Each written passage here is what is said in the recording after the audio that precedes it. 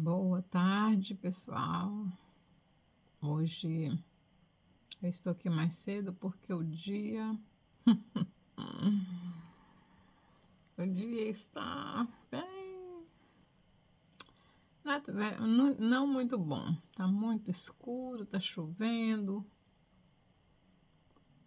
Nesse exato momento, a temperatura é 14 graus. Ontem eu, antes de ontem, eu lavei a cabeça à noite, não devia ter lavado, né?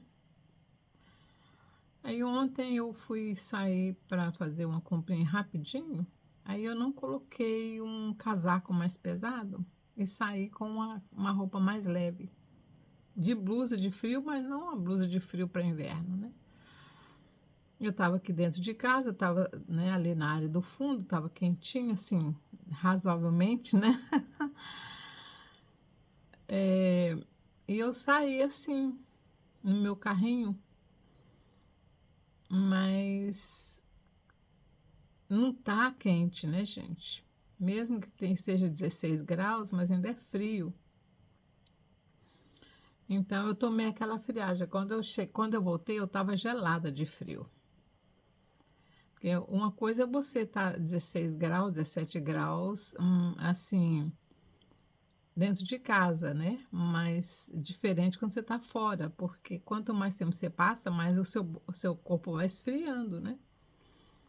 E aí a consequência foi uma infecção de garganta, né? Essa noite foi difícil. Eu ainda estou sentindo ela, né? Assim, ruim, mas eu já estou me medicando, né? Estou tomando os remédios certinho. Possivelmente ela não vai prosperar porque eu estou medicando, né? Estou me medicando, então. Mas mesmo assim, com esse dia que está aqui hoje, não dá para fazer nada, nada, nada, nada. Tudo que eu tenho que fazer agora lá fora depende de sol, depende de um dia bom, né? Pelo menos de sol, nem que não seja assim 20 graus, mas que seja 18 graus, mas com sol.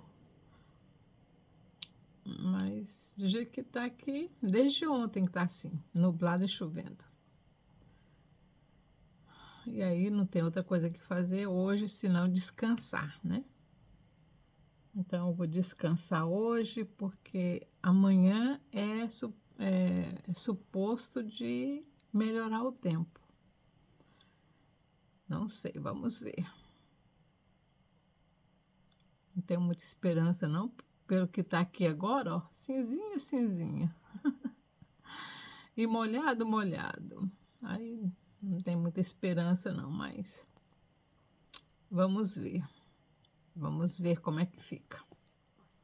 Estamos estudando, né? Continuando aqui a estudar o livro do profeta Ezequiel. Ontem nós estudamos sobre a morte da esposa dele, que foi uma morte rápida, né?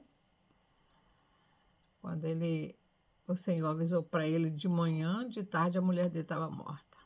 O Senhor falou para ele de manhã, de tarde a esposa dele estava morta. E o Senhor ainda avisou para ele: eu vou tirar ela subitamente, né?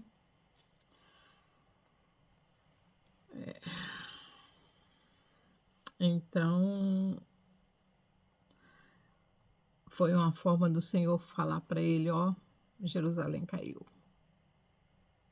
Como você perdeu a sua esposa, como o Senhor mesmo falou aqui, o deleite dos teus olhos. Aqui na Inglaterra eles falam the apple of my eyes, a maçã do meu olho, porque a maçã aqui é uma coisa bem preciosa para eles, né? Tem até um ditado assim: uma maçã ao dia afasta um médico no futuro. Então, aqui era o deleite dos olhos dele, era essa. Eu até queria saber se o profeta Ezequiel, deixa eu ver isso aqui. O profeta Ezequiel deixou descendentes, mas eu acho que a mulher dele não teve filho, não. Acho que eles não tiveram filho, não. Porque não não tem informação nenhuma sobre isso. Estava estudando aqui os filhos de Abraão. Gente, ô velho custoso que era Abraão, né? Depois que a Sara morreu, ele voltou para tal da mãe do Ismael, trouxe eles de volta. Aí quando ela morreu, aí ele casou com essa Quetura, que era uma menina mais nova, que deu para ele mais seis filhos homens. Ai, Abraão. Deixa eu ver.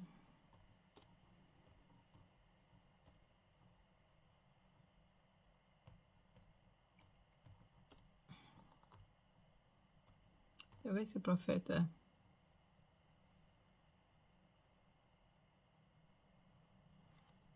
Ezequiel.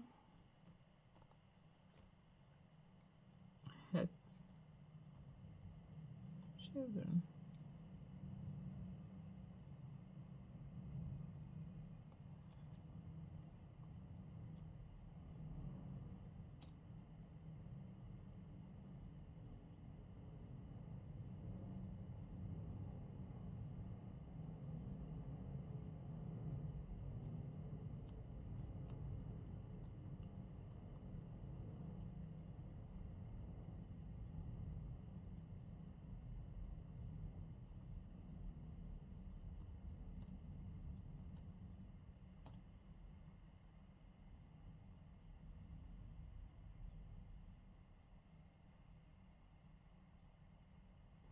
Não, eles não tiveram filhos.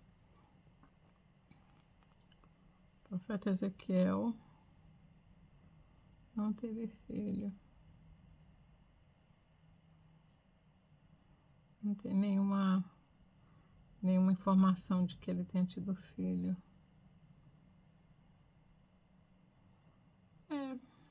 Não deixou filhos.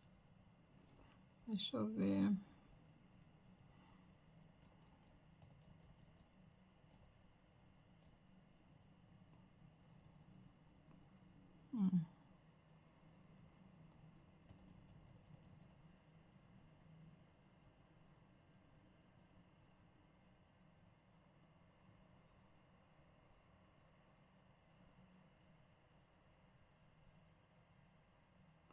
Não, they don't.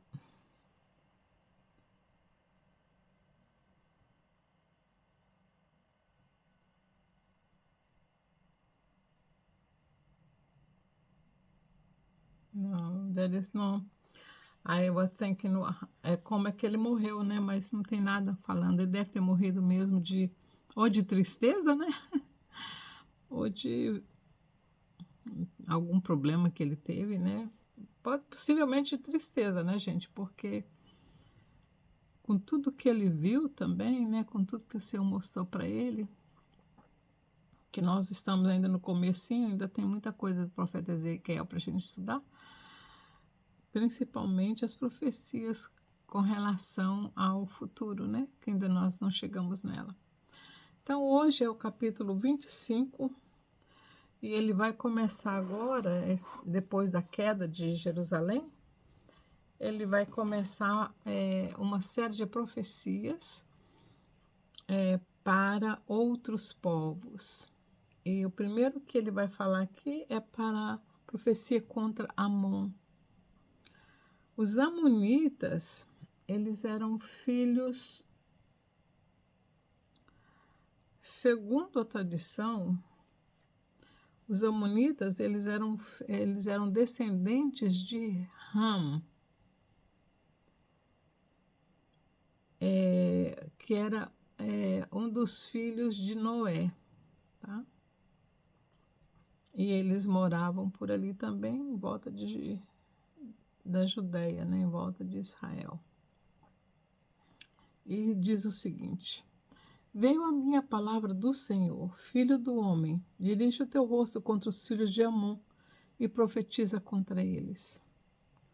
Diz aos filhos de Amon: ouvi a palavra do Senhor Deus.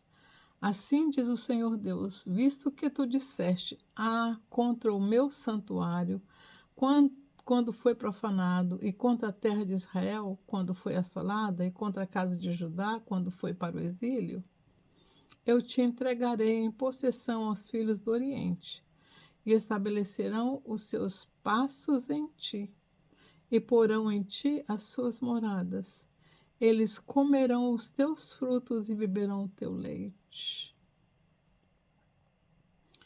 Então, o que o Senhor está dizendo aqui é que quando Israel foi levado cativo pelos assírios e depois Jerusalém foi tomada e Judá foi destruído pela Babilônia, esse povo, os amonitas, eles ficaram muito felizes, fizeram festa,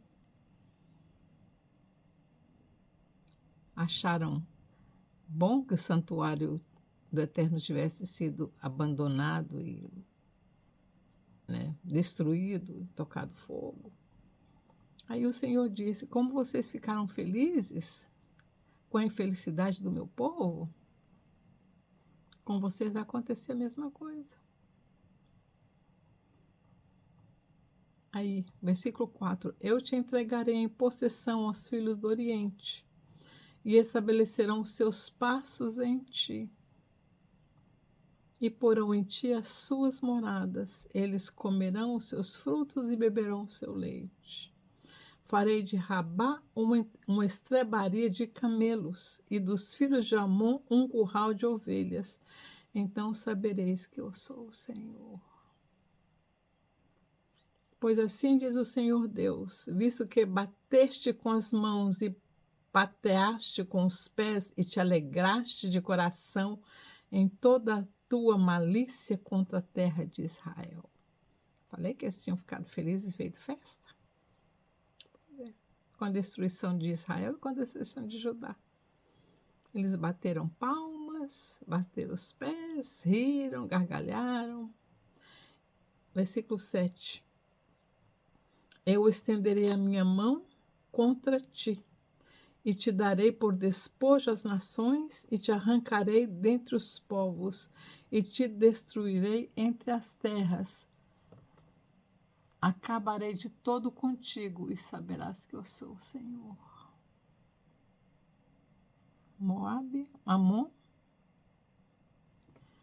Tem alguns povos ali daquela área que se dizem descendentes de Amon, mas é muito difícil você traçar agora, você procurar descobrir, né? Porque a gente não tem DNA deles lá, né, do passado, dos amonitas, para saber se realmente os que estão aqui agora dizendo que são descendentes de Amon são realmente. Aí vem profecia contra Moabe. Assim diz o Senhor Deus: visto que dizem Moabe e Seir, eis que a casa de Judá é como todas as nações. Mas não era isso que Israel queria? Israel não queria ser como todos os povos? Aí Moabe está dizendo: assim diz o Senhor Deus, visto que dizem Moabe e Seir, eis que a casa de Judá é como todas as nações, portanto eu abrirei o flanco de Moabe desde as suas cidades, fora das fronteiras, a glória da terra, Bet-Jessimote, Baal-Meon e Kiriataim, e aos filhos do Oriente, juntamente com os filhos de Amon, eu o entregarei em possessão, para que não haja memória dos filhos de Amon entre as nações. E executarei juízo em Moabe, então saberão que eu sou o Senhor. Então, Amon e Moabe. Agora, a profecia contra Edom. Os edomitas são descendentes de... Eu acho que Moabe era descendente de Ló. Os edomitas são descendentes de Esaú, que era irmão de Jacó, né?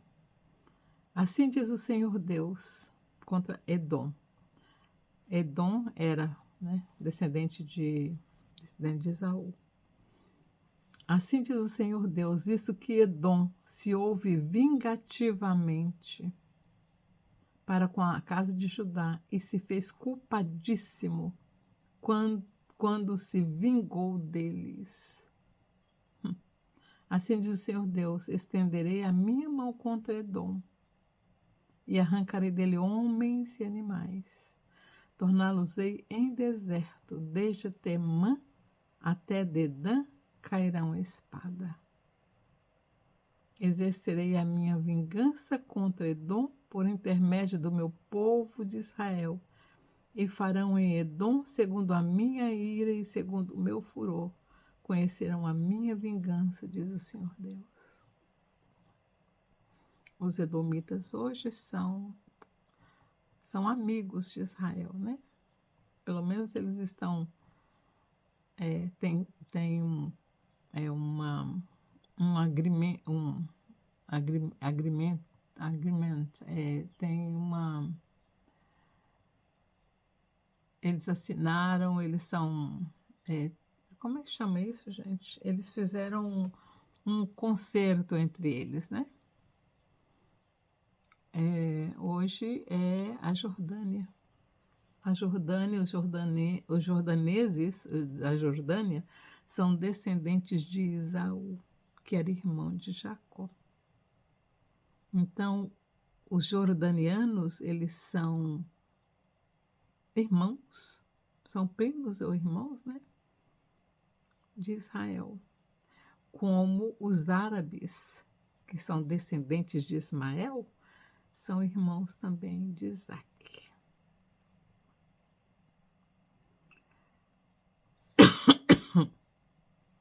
Profecia contra a Filistia.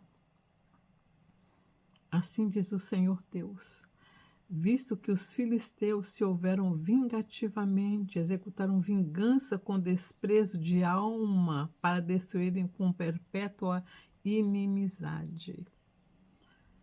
Os filisteus foram completamente dizimados. Não tem nada deles. Nada. Assim diz o Senhor Deus: eu estenderei a minha mão contra os filisteus e arrancarei os quereteus e destruirei o resto da costa do mar. Executarei neles grande vingança, com castigos de furor. Então saberão que eu sou o Senhor, quando eu tiver exercido a minha vingança sobre eles. Os filisteus também, eles eram bem... Os filisteus não tem nada deles. Nada deles. E assim terminamos o capítulo 25. Então, num capítulo só, o profeta Ezequiel profetizou sobre todos esses, né? Amon, Moabe, Edom e Filístia, os filisteus. Amon, os amonitas ainda existem alguns, aparentemente, né, gente? Aparentemente, deixa eu ver, os amonitas. Os moabitas, deixa eu ver aqui. Amonitas,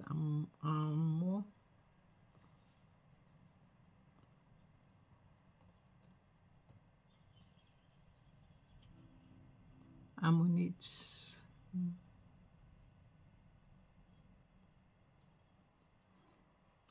Amonites in the Hebrew Bible,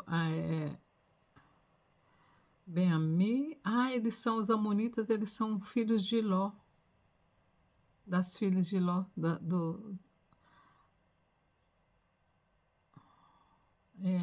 da filha mais nova de Ló.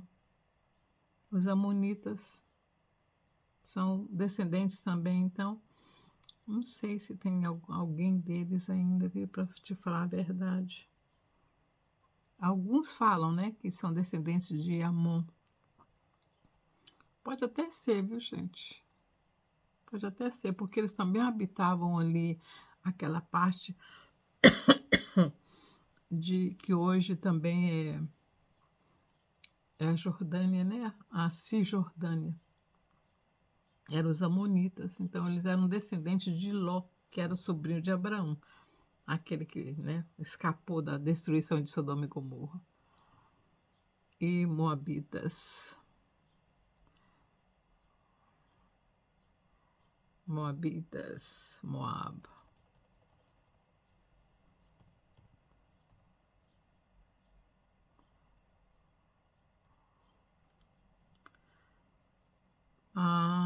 Moabitas, em Gênesis, descendente de Moab.